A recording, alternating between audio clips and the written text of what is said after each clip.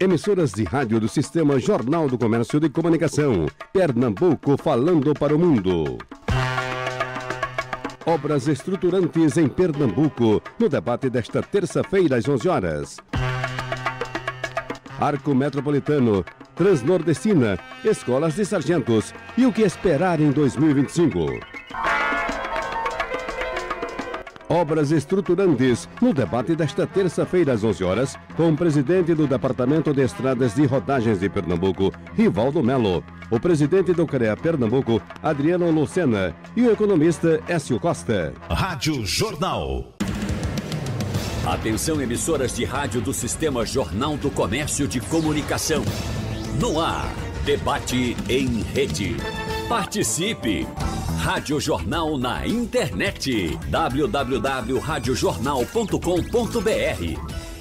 De olho na mobilidade e no desenvolvimento de Pernambuco, as obras de infraestrutura previstas para começar neste ano trazem em pauta questões relacionadas à proteção do meio ambiente, por exemplo, com o Arco Metropolitano, a Escola de Sargentos do Exército, além de projetos antigos que ainda não foram concluídos, como, por exemplo, a Ferrovia Transnordestina. No debate de hoje, nós vamos falar com os nossos convidados sobre as principais obras estruturantes do Estado, o que esperar para este ano, expectativa, início de obra, a melhoria na vida da população, que por fim é sempre o nosso objetivo também, discutir com você essas melhorias e como a sua vida pode ser atingida, esperamos sempre que positivamente. E para falar sobre esse assunto, eu estou recebendo hoje aqui no nosso debate Rivaldo Melo, que é diretor-presidente do Departamento de Estradas de Rodagem do Estado de Pernambuco, o DR. Seja bem-vindo, doutor, bom dia.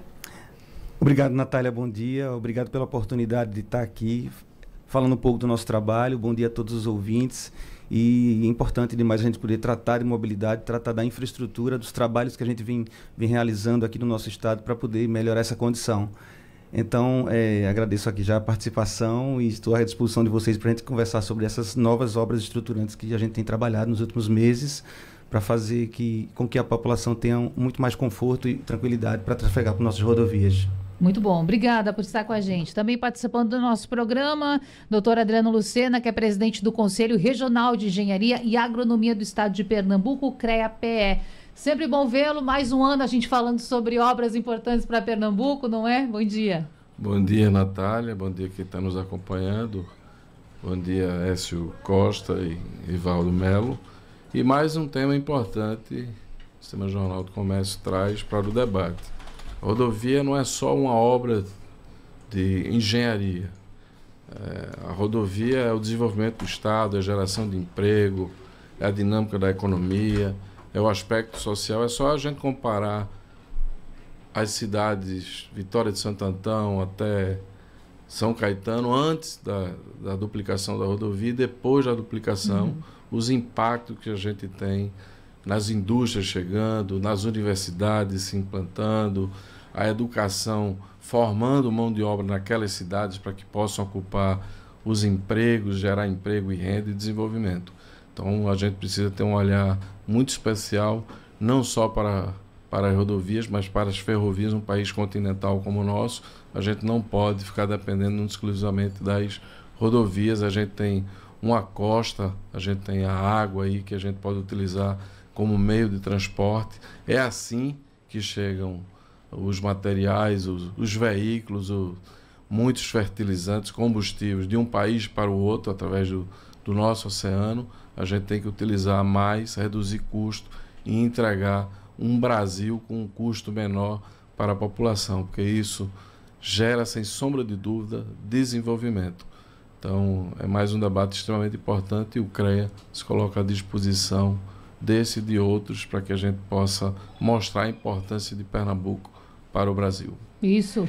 Como diz o slogan da Rádio Jornal, Pernambuco falando para o mundo. Então, daqui vamos falar também daquilo que precisamos avançar, e você, ouvinte, é muito importante nesse aspecto, porque você pode nos ajudar, pode falar de trechos, de pontos, de algumas preocupações que você tem, pelo nosso WhatsApp 991478520, 991478520, ou lá no nosso YouTube, canal da Rádio Jornal e também de JC Play.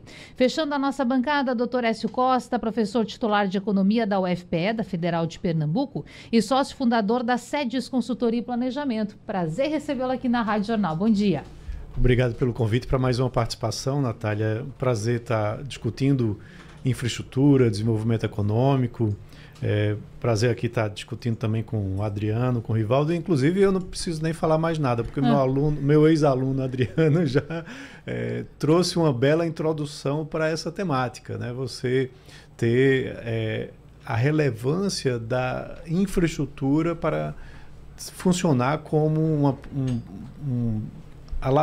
fazer uma alavancagem, né? Um promotor do desenvolvimento econômico. E Pernambuco está precisando muito, né? Tem aí uma grande deficiência de investimentos, muitos anos, né, em que a gente não tem nem sequer a manutenção das estradas, e a gente está perdendo espaço para nossos concorrentes regionais, né? Quando você olha Bahia, Ceará, principalmente a gente observa muito esses dois, mas aqui do lado a própria Paraíba, sim, com investimentos muito elevados na questão da infraestrutura de rodovias, tá? Você mencionou o Arco Metropolitano, por exemplo. O Arco Metropolitano lá da Paraíba, no entorno de João Pessoa, já está em obra, né? Enquanto a gente está aprovando um primeiro trecho, né? Felizmente aconteceu já essa aprovação, agora precisa entrar em obra, e isso termina impactando, né, esse atraso de obras, impactando não só a economia pernambucana, mas de todo o Nordeste, devido à relevância que Pernambuco tem economicamente. O Porto de Suape, né, como principal fornecedor para os demais estados aqui da região Nordeste, e todo o atraso que você não ter expansão da malha rodoviária, não ter sequer a manutenção dessa malha rodoviária, termina trazendo prejuízos enormes. A gente nem tem como pauta o turismo hoje, mas aqui o professor Écio falava e eu lembrava de uma matéria que eu vi logo cedo, falando sobre um levantamento com dados do Ministério do Turismo, levando em conta o seguinte: Bahia e Paraíba lideram o crescimento entre os destinos mais procurados para o verão desse ano. Aí está Bahia, Paraíba, depois Rio de Janeiro, que é um destino já muito tradicional. E quando eu vi essa matéria, me incomodou particularmente hoje pela manhã, porque eu fiquei procurando, cadê Pernambuco? Cadê Pernambuco? Cadê os números? Fui lá no site do Ministério do Turismo, não encontrei nada, porque o estudo realmente ele é bem reduzido, bem pequenininho. Mas a gente fica assim, doutor Rivaldo, sabendo que, claro, como eu disse, turismo não é a nossa pauta hoje, mas isso também está dentro de todo esse bojo. A experiência que você traz também para um turista quando ele está optando por ir a algum local. Tem tantos fatores, não é? Mas eu quero de fato mesmo começar pelo Arco Metropolitano. Todas as vezes que eu passo naquele trecho, nossa, parece que eu estou assim numa 25 de março agitadíssima, né? Mas uma 25 de março em que passa carro, passa ônibus, passa tudo, é uma loucura, você se sente perdido, tá numa Índia pernambucana, assim, porque é uma loucura. Mesmo você passa no domingo, no sábado, é tudo acontecendo ao mesmo tempo e me passa uma sensação de insegurança muito grande para as pessoas ali naquele trecho de Abreu e Lima. Você que é morador, comerciante, criança está indo para o colégio. E aí o Estado publicou esse edital, né, no finalzinho do ano passado. E as pessoas perguntam, mas em que pé estamos? Como estamos? Para onde vamos? Como é que está o Arco Metropolitano? Exato, Natália. A gente está com aí pouco mais de 2 anos, completamos agora 2 anos de gestão, né? E um dos pilares dessa gestão são as estradas, né? Nossa governadora tem esse olhar crítico para garantir que as pessoas tenham um acréscimo de qualidade na mobilidade do estado como um todo. E realmente nossas estradas vêm há muitos anos com um investimento muito baixo, como bem o professor Écio colocou aqui. E nosso trabalho tem sido reverter essa situação, né? Você falou aí, antes de falar do Arco, você falou aí do turismo. A gente entende que a nossa malha está muito degradada. Inclusive, o mês passado, eu participei de um evento lá na Impetur, né, junto na Secretaria de Turismo, e a gente focou sobre o turismo, que é constrangedor convidar uma pessoa de São Paulo, de qualquer lugar do mundo, para nossos destinos aqui de praia, por exemplo, Porto de Galinhas, né? e a gente fornecer uma condição de estrada muito ruim. É constrangedor para o estado, a gente tem uma condição dessa, né? A gente sabe que nossos destinos turísticos são fantásticos, né? E a gente tem tido esse olhar crítico. No final do ano passado, a gente deu ordem de serviço para a restauração completa de várias rodovias do litoral norte e sul. Então, a PE-009, a Estrada de Muro Alto, PE-009 que dá acesso a Porto de Galinhas, a Praia de Serrambi, Praia de Tamandaré, a PE-51, PE-72, PE-009, PE-60... Todas essas rodovias já começaram a ser restauradas, então a gente sabe que a obra de estrada não se faz de um dia para o outro, mas o verão do ano que vem a gente vai estar com outra condição e, sem dúvida, o turismo vai ser muito alavancado por nossas estradas no ano que vem. No próximo verão, né? Ainda esse ano, né? Porque agora, as obras vão ser concluídas. Vou fazer um parênteses aqui, já que nós entramos aqui no assunto turismo e pontos tão importantes como Porto de Galinhas e a iluminação. Porque eu já fui a Porto de Galinhas assim, fim de tarde, início da noite, e fiquei com medo, porque ou você jogava o carro dentro de um buraco ou você não via direito onde estava andando, porque a iluminação inexistia. Isso está sendo observado também? Veja, quando você tem uma rodovia bem sinalizada, a sinalização refletiva, ela ajuda muito à noite e evita acidentes. Claro. Porque você tem a sinalização horizontal, a vertical, você tem aqueles prismas refletivos, tudo isso está sendo colocado nessas rodovias. A questão de sinalização, muitas vezes, ela tem digamos assim, uma região nebulosa entre município e estado. Então, muitas vezes, o município fica responsável pela iluminação. Mas a gente tem tido esse olhar crítico. Existe até um programa de outra secretaria, que é a secretaria, a SEDU, que ela tem um plano de melhorias de iluminação. Então, pontos onde os municípios não conseguem atuar, a gente vai e faz essa complementação pela Secretaria de Desenvolvimento Urbano. Mas assim, a sinalização em si, horizontal e vertical, ela vai garantir muito a melhoria e a segurança nessas rodovias na questão do tráfego noturno, né? Sim, como você não tem, claro, já é uma luz no caminho, vai ajudar muito. Claro. Mas e o senhor ia entrar no arco metropolitano e eu lhe interrompi. Isso. Bom, o arco metropolitano, nós no final do ano passado conseguimos a publicação do edital da obra desse primeiro trecho. Esse primeiro trecho vai ser um investimento estimado de 750 milhões de reais e essa obra vai ali mais ou menos da BR-232 em Moreno, na altura de Moreno, onde fica próximo daquele posto antigo da Polícia Rodoviária, e vai até a BR-101 no Cabo. Ela dá conexão direta com a Rota do Atlântico, que é a PE-009, que é uma rodovia sob concessão. Então, são 25,3 quilômetros de estradas que vão ser construídas. A gente tem uma expectativa de essa licitação ela terminar nos próximos meses e em abril, a gente tem uma expectativa, em abril já está dando o serviço dessa obra. Em abril da ordem de serviço, então. Já para a obra começar. Essa é a nossa expectativa. Onde? Em que ponto?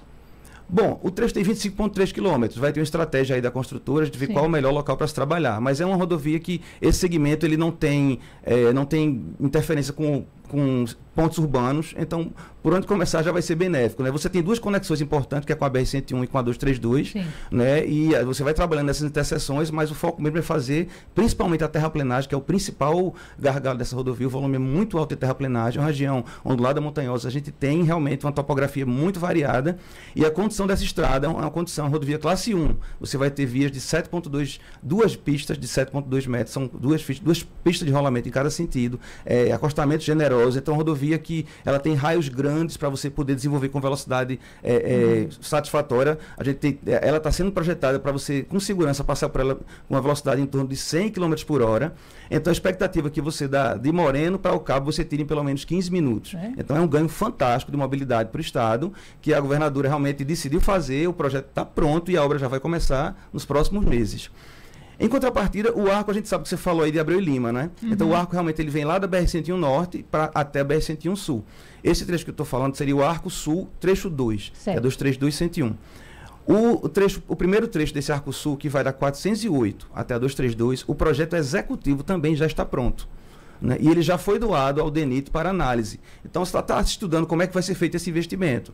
Mas, assim, a gente, tem que começar, se não começar a coisa realmente não anda. Então a governadora tomou a decisão de já começar usando recursos do Estado para fazer esse trecho Sul 2, que ele por si só já vai trazer uma grande mobilidade para as pessoas que trafegam naquela região. Esses 744 milhões, que inclusive o senhor mencionou, é esse montante inicial, é o valor total previsto para a obra, tudo é recurso do Estado, como é? Isso, 100% é recurso do Estado, desse trecho Sul 2, que é da 232 até 101. Então esse montante é só para o trecho Sul 2? É só para o trecho Sul 2. 744 milhões de reais. Recursos já garantidos, a Secretaria da Fazenda já está com essa destinação dessa verba para a gente fazer esse trabalho sob orientação da governadora. Bom, eu vou avançar com os meninos daqui a pouco, mas antes disso eu preciso entrar aqui no ponto também com o diretor Rivaldo, porque é o seguinte, a governadora Raquel Lira esteve com a gente aqui no programa no finalzinho de dezembro, fazendo uma avaliação do ano, falando sobre obras, sobre entregas, perspectivas para 2025, e aí naquela oportunidade a governadora falava assim: quando assumimos, não existia um pacote, um plano, recurso destinado, uma organização para pensar nos hospitais. Por isso, dizia a governadora, o Hospital da Restauração acontecia aquelas situações frequentes, teto caindo, desabando, alagamento. Mas eu pergunto para o senhor, quando a gente fala de infraestrutura, o DR, hoje, se tem um pacote, se tem um recurso destinado, por exemplo, para a recuperação das rodovias, porque a gente está falando aqui de vias importantes, o senhor falou de PS60, caminho para o litoral sul. Mas e depois? Vai ter um pacote, vai ter um recurso destinado. Como está essa situação? Veja só, nossa governadora tem uma forma de trabalhar que dá muito conforto para nós, gestores. Ela só dá de serviço com o dinheiro em caixa. Então não existe ordem de serviço de obra que não vai ser feita. Então em outubro, último outubro, a gente anunciou o programa Pé na Estrada. Esse programa, eu até falei na ocasião lá do lançamento, que foi muito importante. Era uma coisa que estava começando naquela data. É uma coisa que a gente já vinha trabalhando desde o início de 2023. Então, nesse Pé na Estrada, nós já entregamos 18 obras, 18 estradas completamente restauradas. Estamos hoje trabalhando em 48 obras de restauração. Então, só esse montante aí dá quase 1.600 quilômetros de rodovia estaduais. Veja, nossa malha é 5.600 e poucos quilômetros de rodovias pavimentadas. A gente já está restaurando cerca de 1.600 quilômetros. Isso já com ordem de serviço dada, com obras já em andamento. Né? Existe hoje no DR mais pelo menos 1.100 de projetos de rodovias em andamento. Esse investimento aí, quase de 100 milhões de reais nesses projetos, 50 milhões em rodovias estaduais e mais 50 milhões em projetos na 232, que a gente pode falar aqui no próximo bloco. Mas, então, já tem pelo menos 1.100 quilômetros em projeto, que a gente pretende, nos próximos meses, fazer o lançamento dessas licitações, dessas obras. Então, já é um pacote muito grande, realmente, está sendo modificada completamente a cara da infraestrutura de rodovias no estado de Pernambuco. Presidente do CREA, Adriano Luceno, o que o senhor está ouvindo sobre o arco metropolitano lhe agrada? Trecho, por onde começar? Como o Estado está pensando em fazer essa obra? Lhe agrada? Antes de responder diretamente a questão do arco, eu queria fazer uma análise em relação ao que você colocou do turismo. Sim. Então, veja, a gente tem uma modelagem e aí, enquanto sociedade, a gente precisa participar mais ativamente. Então, as obras de infraestrutura, elas têm que estar concentradas no Estado, no DR. Então a gente tinha um departamento de estradas e rodagens que era modelo para o Brasil. A gente tinha um setor consultivo aqui que gerava a engenharia pernambucana para fazer projetos e projetos no sul e no sudeste do país. Então a gente tinha empresas fortes que geravam emprego e renda e que a gente fazia projetos fora do nosso estado. Então ao longo do tempo o DR foi se deteriorando. A gente está resgatando, e aí é um registro muito especial que na gestão passada, com Fernanda Batista à frente do DR, tem uma reestruturação do DR, um papel extremamente importante, tá certo? Para que, e Rivaldo agora à frente do DR, dá continuidade para que a gente possa valorizar. Então, a Secretaria de Turismo tem que cuidar do turismo e não da infraestrutura. Então, a gente passou um período, a Secretaria de Turismo fazendo as rodovias, fazendo engenharia, quando na verdade deveria concentrar isso no DR para que a gente pudesse fortalecer, ter profissionais capacitados e habilitados. A gente tem recursos, como foi colocado aqui pelo presidente Rivaldo, da ordem de 5 bilhões, de 6 bilhões. A gente precisa fortalecer, fazer concurso público, a gente precisa ter profissionais capacitados e pagando salários dignos. A gente não pode estar contratando no estado profissional da engenharia, da agronomia, da geociência, pagando R$3.000. A gente tem uma lei, que é a Lei 4950A, que exige o pagamento de um piso salarial de 1966. A gente precisa aplicar que no DR as pessoas ganhavam super bem, por isso estavam lá e a gente tinha um quadro extremamente capacitado. A gente precisa resgatar, porque isso valoriza a nossa engenharia pernambucana. Claro. Inclusive para fazer obras do porte do arco metropolitano. Isso não é uma obra fácil de fazer, nem fácil de planejar, nem fácil de executar e nem fácil de gerenciar. A engenharia pernambucana tem capacidade de fazer, mas a gente precisa remunerar e remunerar bem. Então veja, o arco metropolitano ele tem 2 lotes, o lote 1 que vem lá da BR-101 até a 408, o lote 2 da 408 até o Cabo, e aí foi o lote 2, que é o lote sul, ele foi dividido em duas partes. Então, da 408 até a BR-232, esse é um projeto, ou a execução ficou, a parte financeira, para o governo federal, que é esse projeto que o presidente Rivaldo está dizendo que demandou já para o DENIT, para que o DENIT pudesse fazer a revisão no projeto, para que pudesse fazer o aporte financeiro, e o da BR-232, das imediações de Moreno até o Cabo, é esse que o governo do estado está fazendo agora, e fazendo com um aporte de aproximadamente 750 milhões, que é uma cifra extremamente significativa. Sim. E importante, e é bom que faça, para que isso comece a gerar esse desenvolvimento, que o aspecto da rodovia, embora seja uma obra de infraestrutura que envolve engenharia, mas tem um aspecto social, econômico, que a gente precisa olhar para frente. E aí você coloca um elemento extremamente importante, que a gente precisa estar vigilante. Pronto, fez a obra. Ao longo do tempo, isso precisa ser feito manutenção. Pois é. Isso está sendo colocado recursos no orçamento para que garanta a manutenção da rodovia, da praça, do hospital.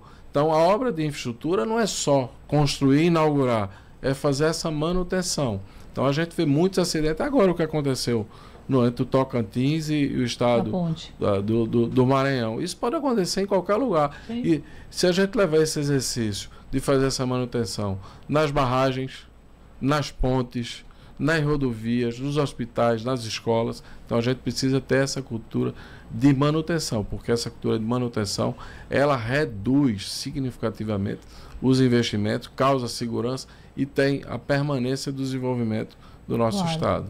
Professor Écio, claro que uma obra desse porte, a gente aqui está falando agora de arco metropolitano, é muito, mas muito importante para diversas cadeias. Mas levando em conta, e aí eu vou ter que apontar aqui diversas questões, não é? A expectativa, algumas pessoas que podem estar preocupadas, como por exemplo, quem mora nas imediações, ou pessoas que trabalham no trecho em que passa e estão preocupadas. Será que eu vou poder continuar trabalhando aqui? Vai mudar minha vida? Então, vamos lá. Quando a gente fala de economia, a importância também de se conversar com as pessoas, de pensar nesse entorno todo, mas o arco metropolitano, obviamente, imagino que o senhor vai falar, ele traz muito mais benefícios, né?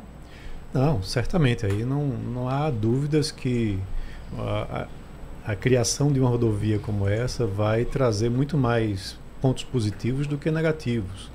Inclusive ambientais, se a gente quiser entrar nessa questão também. Porque, por exemplo, falando um pouco da questão ambiental, muito se fala que o trecho norte vai ser prejudicado, a questão da preservação ambiental do que existe hoje lá, mas ninguém leva em consideração hoje o quanto de poluição que é gerada, né, com o excesso de engarrafamentos, né, que existe hoje na BR-101, passando pelo trecho que você mencionou, de Abreu e Lima. Né, o quanto de combustível adicional que se gasta com isso, né, essa compensação, né, de emissão de gases poluentes na atmosfera, de compensação de carbono, o quanto você vai reduzir com a criação do trecho norte, né, do arco metropolitano, ninguém leva em consideração isso. Também é uma questão tão polêmica que, com certeza, você vai ter um acompanhamento muito próximo, né, do governo do estado em termos de fiscalização do que está sendo feito no entorno desse arco, né? Mas, além disso, você tem um crescimento de todo o entorno, em termos econômicos, que vai beneficiar muito mais aqui o estado de Pernambuco e todos esses municípios que são cortados pelo futuro trecho, né, do arco metropolitano. Você tem aí até uma maior interiorização, porque hoje, quando você olha, muito do desenvolvimento está ali no entorno da BR-101, né, ou das PEs por onde o trânsito passa. E aí você começa a ter um novo desenvolvimento para outras regiões, né, dentro do traçado do arco metropolitano. E isso vai beneficiar essas comunidades, como vai beneficiar também os extremos, né?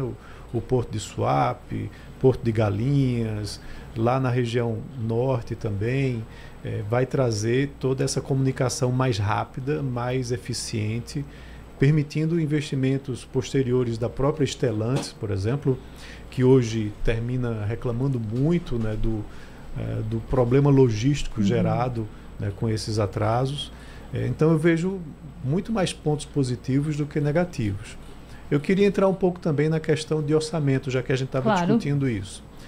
São valores significativos, são recursos que são possíveis serem contratados agora, porque você teve toda uma reorganização financeira do Estado, permitindo uma capacidade de pagamento que pudesse contrair esses empréstimos de órgãos nacionais e internacionais. Eu até acompanho isso de perto com o secretário de Planejamento, com o Fabrício, com o Wilson, o secretário da Fazenda, o esforço que foi desenvolvido nesses 2 anos e também na montagem de projetos, que não existiam projetos antes que estivessem avançados, né, para a captação de recursos e a apresentação para a sociedade. Então, assim, é um avanço significativo. Você termina tapando muito buraco, né, da infraestrutura decadente que a gente tem aqui no nosso estado. Mas aí a gente precisa pensar um pouco mais além também, certo? Hoje você tem um modelo, não hoje, já há bastante tempo, você tem um modelo onde você pode trazer a iniciativa privada para participar nesses investimentos, né? Não dá para o estado de Pernambuco cuidar de todas as rodovias sozinhas. Não há orçamento suficiente para isso. É preciso você trazer o ambiente privado para participar através de concessões. Então, por exemplo, a PS60 que foi mencionada tem um trabalho de revitalização da PS60. Mas hoje, se você for olhar, o valor que se está gastando com essa revitalização poderia se trabalhar fazendo ela, mas também já trazendo o componente privado através de uma concessão. Existe um projeto já feito pelo BNDES para essa concessão e ele poderia ser colocado em prática, viabilizando um veio turístico muito forte que temos aqui no Litoral Sul. Sim. E que leva até Alagoas. Em Maragogi está sendo finalizado um aeroporto, né? E isso pode nos beneficiar bastante, desde que nós tenhamos uma boa estrada para oferecer aquele turista que vai estar pousando lá diretamente em Maragogi e pode se deslocar para cá. Então, eu acho que a gente precisa colocar isso na mesa. Claro.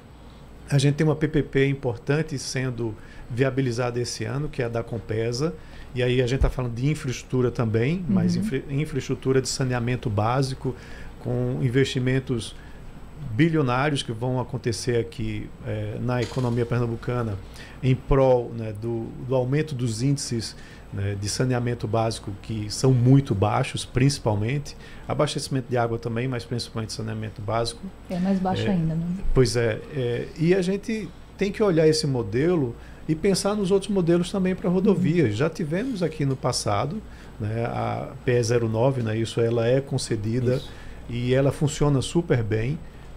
Hoje, se não existisse ela, você ir para o Litoral Sul, para Porto de Galinhas, seria um caos, era um caos anteriormente, já está de certa forma estrangulada. Quando você vê nos feriadões, você leva 2, 3 horas para chegar em Porto de Galinhas, mesmo com a via concedida. Com essa opção, porque você tem 2 opções, né?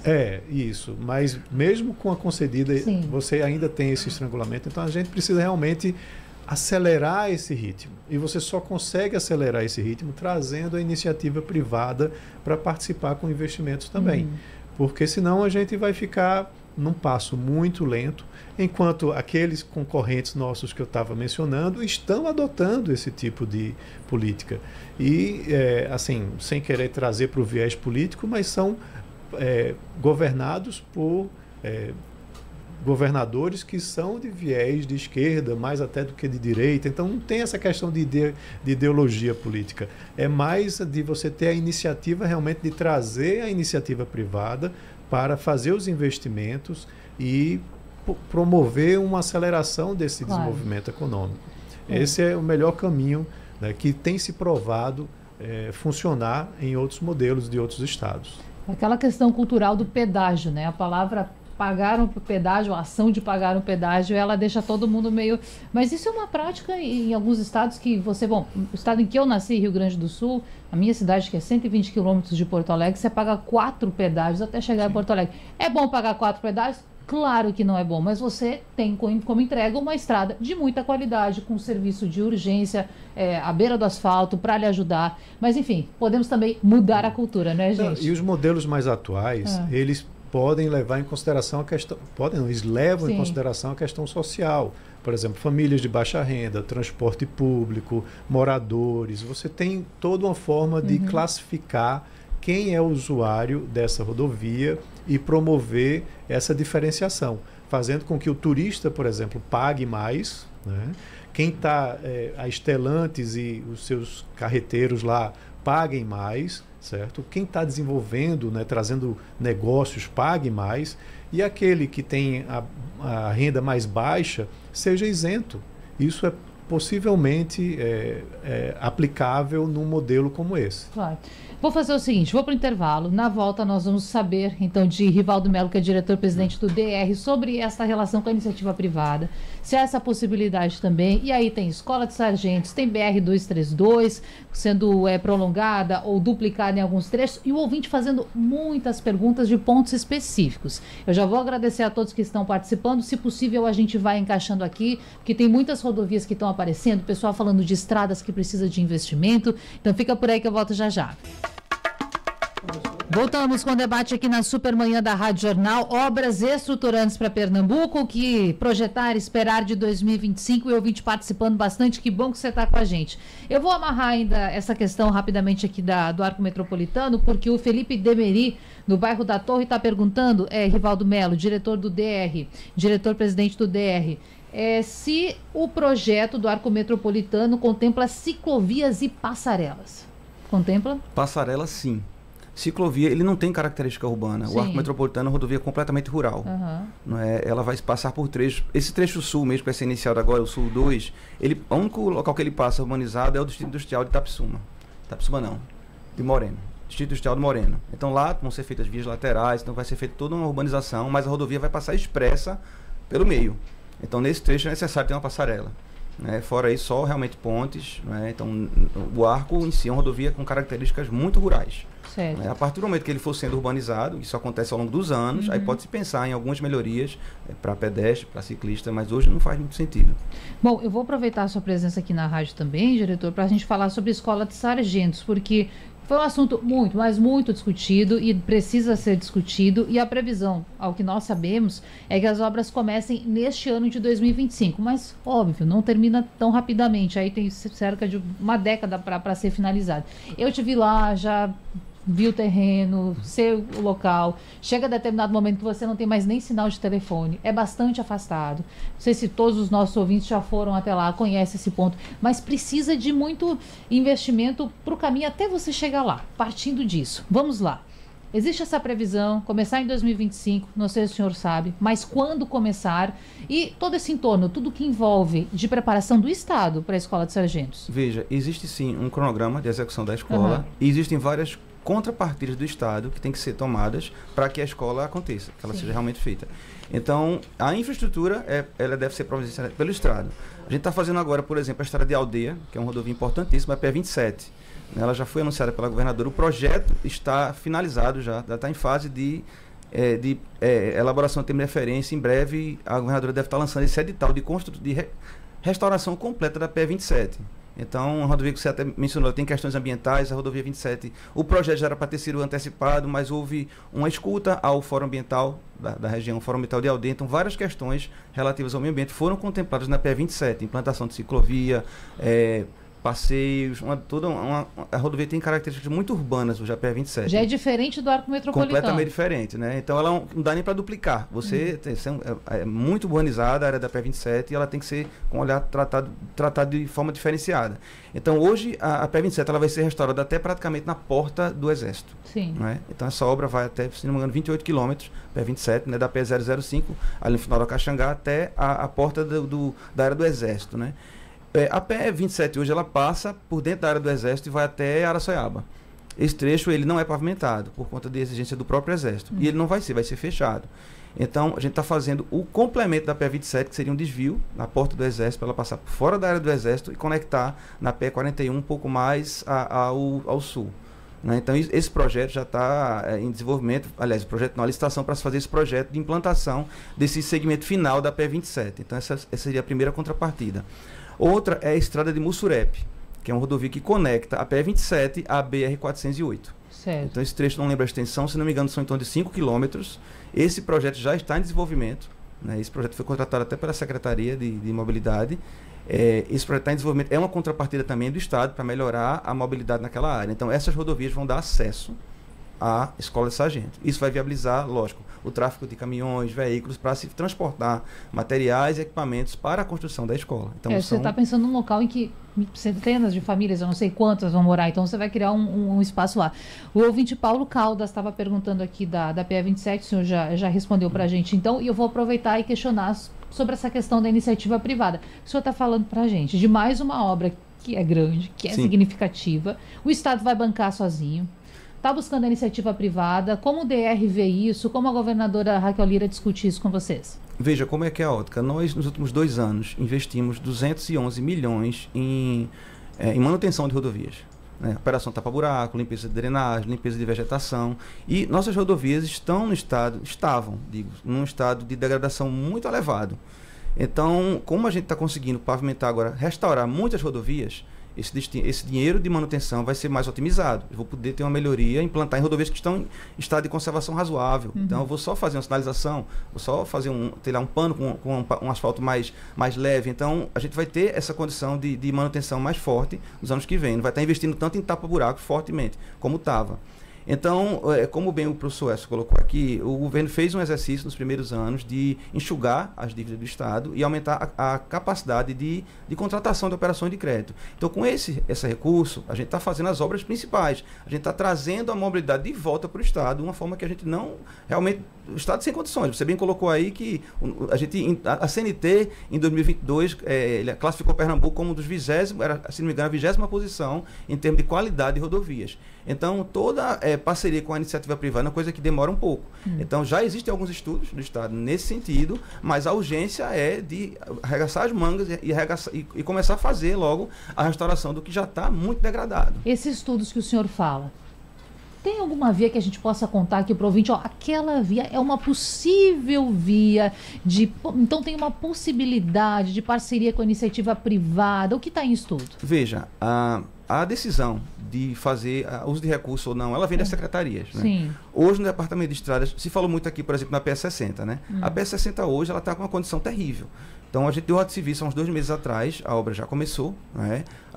Ela tem uma faixa até generosa, a PS60, ela tem características quase de uma rodovia federal. Ela tem faixa de rolamento de 3,5 metros, ela tem acostamento de 2,5 metros, que eles estão completamente já com pavimento degradado, já cobertas por vegetação. Então, todo esse trabalho de limpeza e de pavimentação da PS60 está sendo feito agora, em sinalização. Então, ela vai ter uma condição muito melhor. Essa obra durou 1 ano e meio. Então, a gente começou agora, então prevejo mais pelo menos uns 13, 14 meses de obra para a gente estar fazendo a revitalização dessa rodovia, certo? Em paralelo, a gente já começou a fazer um estudo, já existe um estudo realmente do BNDES que traz algumas ideias do que pode ser feito na PS60. A gente está priorizando para ver o que é mais urgente e alguns estudos estão sendo desenvolvidos, mas não no DR, no âmbito de secretaria, para decidir os próximos investimentos de onde vão vir, como é que vai ser feito esse recurso. Por enquanto, a gente vai trabalhando em projetos, porque você não consegue fazer investimento sem projeto. Então, fizemos o projeto do Arco, estamos fazendo agora o Arco Sul 2, já tem o projeto pronto do Arco Sul 1, a PS60, estamos fazendo a revitalização dela agora e já estamos fazendo alguns projetos de duplicação, de ampliação de capacidade da PS60. Com isso em mãos, a gente vai saber qual o montante que se precisa para investir e aí sim, vale procurar parceiro na iniciativa privada para decidir de onde vem aquela captação de recurso. Outro exemplo grande também seria a BR-232. Sim. Né? A BR-232, ela já é digamos que é o principal corredor do estado, né? Uma rodovia que liga a capital ao interior, ela tem mais de 500 km de extensão e ela foi duplicada, né, alguns anos atrás até São Caetano, e o pavimento a gente já sabe que já está ruim, já tem alguns pontos que precisam se refazer, né? Então, a gente fez agora a triplicação, está terminando agora esse projeto, essa obra de triplicação dos 6,1 quilômetros, saindo de Recife até entrocamento com a BR-408. Vamos começar agora também, já tem um edital de restauração do trecho que vai do final da 408 até Moreno. Deve começar quando? Nesse trimestre ainda? Está em fase de licitação, o edital já foi publicado, né? Então, é uma obra que vai começar em breve também. E projetos executivos, são 3 grandes projetos executivos que o DR já publicou o edital no mês de dezembro. Então, o primeiro trecho é restauração de Moreno até São Caetano, que é um trecho que já é duplicado. Outro trecho é um projeto de duplicação e restauração de São Caetano até Arco Verde. E mais um terceiro grande projeto que vai de Arco Verde até Serra Talhada, também de restauração e duplicação. Então, só nesses projetos aí, o investimento é da ordem de 50 milhões de reais. Então, com esse valor, as obras é um valor realmente muito alto. Então, provavelmente... Investimento em projetos. Investimento em projetos, é alto. Fica bem claro para o ouvinte. A execução é outro patamar. Isso. Então, quando você partir para a execução da obra, aí sim, algumas alternativas vão ter que ser discutidas. Claro. Né? Mas aí cabe à secretaria, junto com a governadora, discutir quais seriam essas alternativas. Né? Então, a gente está fazendo o nosso dever de casa, que é fazer os projetos, as obras das principais estradas que já estão muito degradadas, com recursos que a governadora já garantiu, e fazer os projetos para que as próximas obras estruturantes sejam possíveis de serem realizadas. Adriano Lucena, presidente do CREA. Claro que eu quero as suas considerações sobre o que estamos falando, mas eu fico pensando também, tem mão de obra suficiente para trabalhar em tanta estrada assim? E aí eu não falo só de engenheiro. Tem gente lá partindo das primeiras atividades. O Estado está preparado? Veja, a gente vive um momento, se nós colocarmos em ação e implantarmos, transformarmos esses projetos em obras, a gente tem todas as condições de viver um momento, um cenário extraordinário. Extraordinário, porque nós estamos falando de um investimento da ordem de 2 bilhões da Escola de Sargento.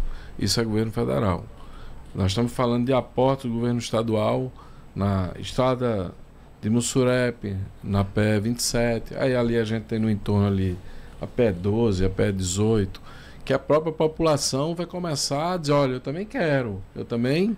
Então, ao longo do tempo, a Escola de Sargento a gente não vai fazer em 1 ano, 2 anos, é um projeto para 10 anos.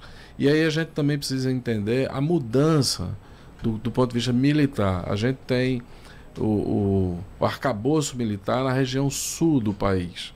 Então, quando a gente traz a Escola de Sargentos para Pernambuco, a gente traz o Parque Tecnológico Aeroespacial para Salvador, quando a gente traz uma unidade avançada para Fortaleza, para o Ceará, a gente está trazendo um modelo, uma concepção diferente e trazendo para o Nordeste um aspecto militar. Então é extremamente importante para o desenvolvimento e na geração de emprego e a ocupação dessas áreas. Então, essas famílias que vão viver ou trabalhar na Escola de Sargento, onde elas vão morar? Então, o loteamento, a água, o impacto no saneamento, o impacto na mobilidade. Então, veja as condições que a gente vai ter. Então, quando a gente fala na duplicação da BR-232, de São Caetano até Serra Talhada, o impacto que a gente vai ter em Arco Verde, em Pesqueira, em Belo Jardim, em Custódia, Serra Talhada, nas cidades próximas. A gente fala de um campus na cidade de Sertânia, um campus universitário, Universidade Federal, que vai ser instalada em Sertânia. Veja o desenvolvimento que a gente vai gerar. Quando a gente vai no estado de São Paulo, a gente vai saindo de cidades em cidades, a gente vai ver que ali tem uma universidade. Sim. Exatamente para formar a mão de obra, e essa mão de obra está qualificada para ocupar aquelas oportunidades. Nós não podemos ter todas essas oportunidades, e aí vou falar mais do investimento da ordem de 10 bilhões que a gente vai ter agora no 322 na refinaria, que o edital já está na praça também. Então não chega a 10, mas chega a 8 bilhões. Então veja, isso tudo a gente precisa de mão de obra qualificada para implementar todas essas ações. Talvez a gente tenha que trazer engenheiros de outros estados, se não de outro país. Para isso, a gente tem, ao longo do tempo, tá certo? Muitas e muitas outras universidades que foram instaladas e estão formando pessoas. Em Caruaru, a gente tem uma Universidade Federal que forma engenheiros. Hoje a gente tem secretário de Estado que foi formado na Universidade de Caruaru.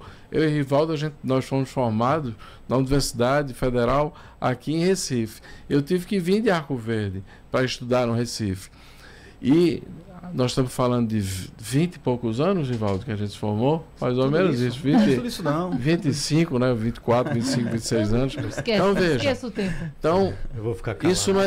Isso não é tanto tempo.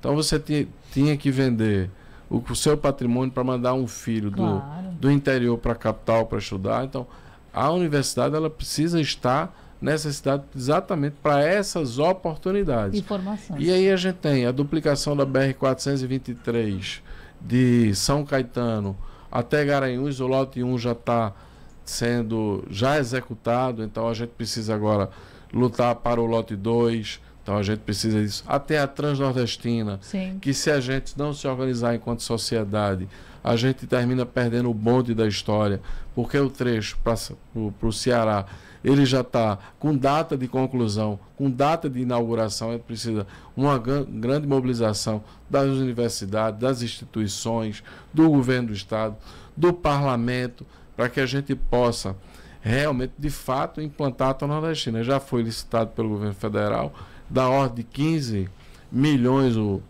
projeto, mas a gente precisa garantir o projeto e a obra. Então, essas oportunidades vai fazer com que Pernambuco possa viver um outro momento econômico da geração de emprego e de oportunidade. E o pós essas obras. A gente precisa olhar o pós essas obras. Foi falado aqui também da Compesa, da questão da privatização, da Compesa, da concessão. Então a gente tem que garantir a tarifa social. A gente teve com o presidente da Compesa um debate que a gente fez no CREA, a gente trouxe esse debate para que a sociedade pudesse tomar conhecimento, a gente pudesse participar qual é essa modelagem, que é interessante que o mercado que vai colocar os seus recursos, ele vai lá para ter lucro, mas esse lucro tem que ser um lucro justo, não é o trabalhador que vai ter que pagar, quem tem que pagar toda essa cadeia é o que o professor estava colocando, que, ó, aqueles que têm investimento maior, ele precisa pagar e garantir aquele que não pode pagar, ter a água, ter o saneamento, porque isso é redução de despesas na saúde, no hospital. O trabalhador não vai adoecer, ele vai trabalhar, ele vai render mais. Então, toda essa configuração, nós em Pernambuco, unidos, a gente pode estar vivendo em curto prazo um outro momento e um momento extremamente extraordinário. Eu preciso chamar um intervalo, então eu vou correr rapidinho aqui com o professor Écio Costa, só para a gente amarrar também esse assunto. Tenho um minutinho, professor, para a gente falar o seguinte: expectativas 1000, obras acontecendo, o ouvinte pensando, que maravilha, tá andando, só que ano que vem tem eleição, 2026 tem eleição. Como fazer, professor, com que essas obras elas possam chegar, que possa ser agilizado? Porque, obviamente, a gente não sabe o que vai acontecer, mas quem depende do serviço, ele está pensando que aquilo aconteça, que a obra aconteça. Como fiscalizar, como ficar de olho? Você só me deu 30 segundos para falar. Eu vou lhe dar um minuto. Você já comeu metade do meu minuto. Eu vou estender seu tempo. Vou lhe dar 1 minuto e meio. Não, tá bom. É muito importante isso que você colocou. A gente tem 2026 como ano de eleição presidencial e também para os estados, né? E isso traz uma perspectiva interessante, né? Porque você passa a ter, aqui em Pernambuco, por exemplo, 2 candidatos muito fortes, né? O prefeito do Recife e a governadora, né? Assim, pode ser até que nem sejam esses candidatos, né? Mas são os possíveis candidatos, e ambos querendo mostrar serviço. Então, no final das contas, o maior beneficiado disso deve ser a população, que vai trazer aí novos projetos, novos investimentos. Agora, claro, é sempre importante a gente levar em consideração a responsabilidade fiscal, né? Que sejam projetos estruturantes, que mostrem um caminho de desenvolvimento econômico para o Estado, mas que lá na frente a gente não tenha uma conta muito alta, porque a conta vai chegar para pagar. Porque todo investimento que é feito com empréstimo, ele lá na frente precisa ser pago. Então a responsabilidade fiscal ela é muito importante, a nível de Estado e também a nível nacional, porque a mesma coisa acontece a nível federal. A gente vê aí 2 anos onde há uma preocupação muito séria sobre isso. A gente viu uma pressão muito forte, inclusive no final desse ano, que repercutiu inclusive no dólar muito elevado. E ano que vem vai ter também eleição a nível presidencial, como eu mencionei, onde investimentos vão estar sendo anunciados. Espero que a maioria deles também executados. Eu ia até perguntar, e fica, eu acho, talvez para o próximo bloco, para Rivaldo, sobre os investimentos que o novo PAC devem trazer aqui para o Estado em termos de infraestrutura. Como é que está desdobrando isso, até fazendo um pouco do seu trabalho aí, Natália, mas eu acho que é muito importante a gente ver isso, e entra nesse contexto.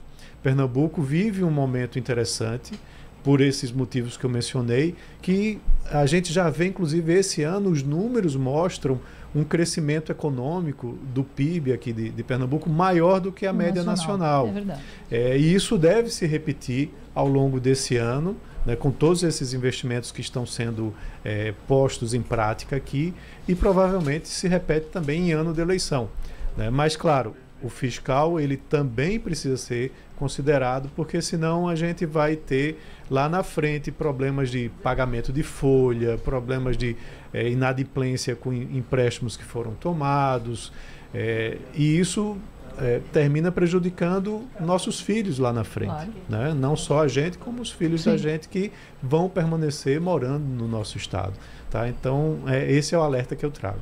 Vamos para o intervalo, voltamos já. Voltamos com o nosso debate, obras estruturantes, obras para 2025 em Pernambuco. Gostaríamos de mais tempo para falar sobre mais obras, ouvinte participando, fazendo pergunta. E eu não vou perder tempo, eu vou perguntar aqui para Rivaldo Mello, diretor-presidente do DR, a respeito dessa questão que Écio levantou, PAC, porque foi anunciado. E aí, como está o andamento? Já tem obra sendo executada? Tem recurso na praça? Veja, o Arco Metropolitano, o trecho, o Sul, lote 1, aquele que a gente já doou o projeto para o DENIT, esse é um projeto, uma obra que já está inclusa no PAC. Então, só dessa obra já são 500 milhões de reais que vão ser destinados para essa obra. Isso já está no PAC, né? A BR-423 também, que o Adriano falou, que vai para Cachoeirinha, né? Ela também é uma obra de recursos federais, né?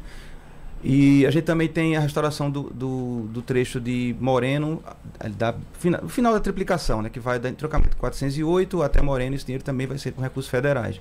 E tem uma obra também interessante, que é a BR-104, que está sendo duplicada, um trecho de 13,2 quilômetros, que era uma dívida do Estado com o governo federal, de uma glosa de um... E aquele dinheiro está sendo devolvido do Estado para o governo federal, e com a verba, a obra está sendo executada pelo governo estadual. Então, nós estamos também fazendo essa obra. O recurso é do Estado, mas é uma contrapartida, é uma devolução.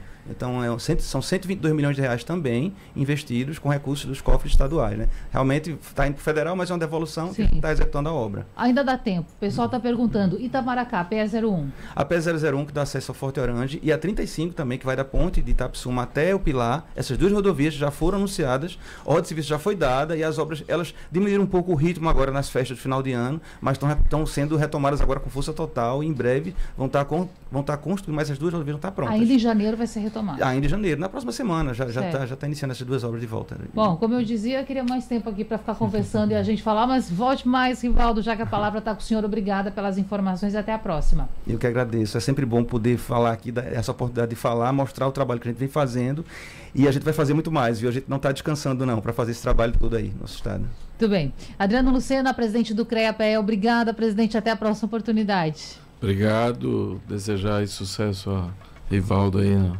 frente do DR, prazer rever Écio. Um grande abraço, obrigado, Natália. Abraço. Écio Costa, economista, professor titular de Economia da UFPE, sócio fundador da SEDES Consultoria e Planejamento. Até a próxima, professor. Eu que agradeço mais uma vez a participação e foi um prazer ter debatido aqui sobre a infraestrutura do nosso estado e como a gente pode se desenvolver economicamente. Obrigado. Assunto importantíssimo. Então, se você quer ouvir de novo esse programa, quer assistir, ele fica lá no YouTube, canal JC Play ou Rádio Jornal, e no nosso site com voz.